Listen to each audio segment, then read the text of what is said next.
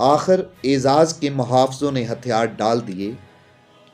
سلطان ایوبی کو اس کی بہت قیمت دینی پڑی۔ اس کے جن دستوں نے قلعے کے اندر معرکہ لڑا تھا ان کی نفری آدھی رہ گئی تھی۔ اعزاز والوں نے ثابت کر دیا تھا کہ وہ بزدل نہیں۔ سلطان ایوبی نے فوراً حلب کو محاصرے میں لے لیا۔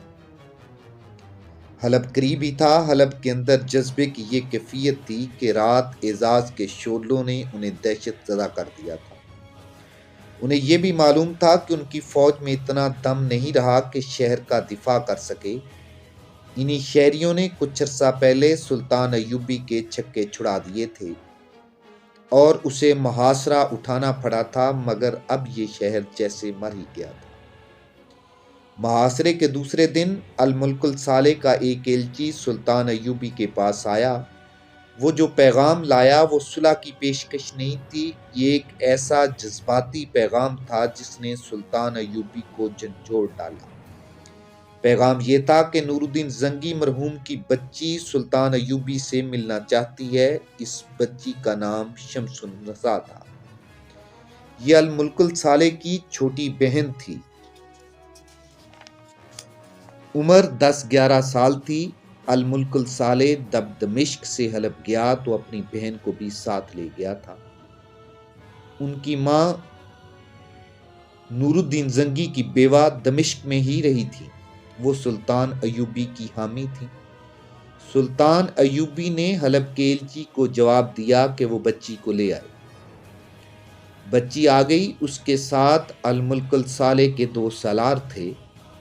سلطان ایوبی نے بچی کو سینے سے لگایا اور وہ بہت رویا۔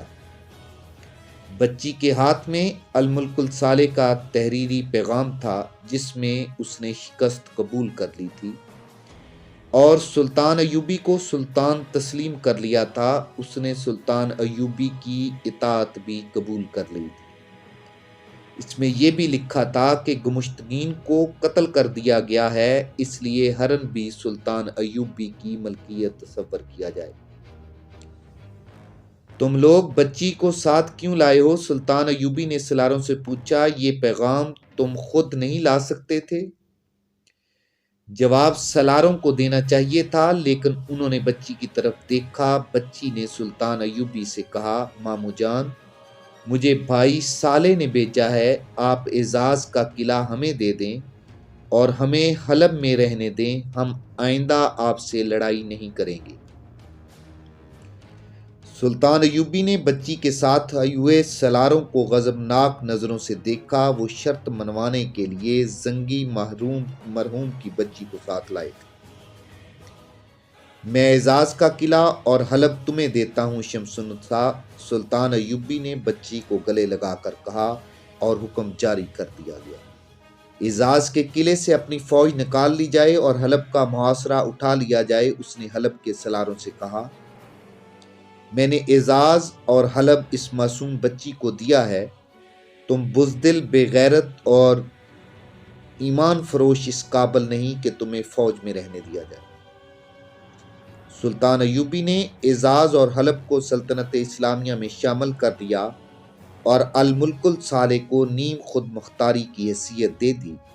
اس کے فوراً بعد سیف الدین نے بھی سلطان ایوبی کی اطاعت قبول کر لی اور مسلمانوں کی آپس کی لڑائیوں کا دور ختم ہو گیا، مگر قوم میں غدار اور ایمان فروش بدستور سرگرم رہے۔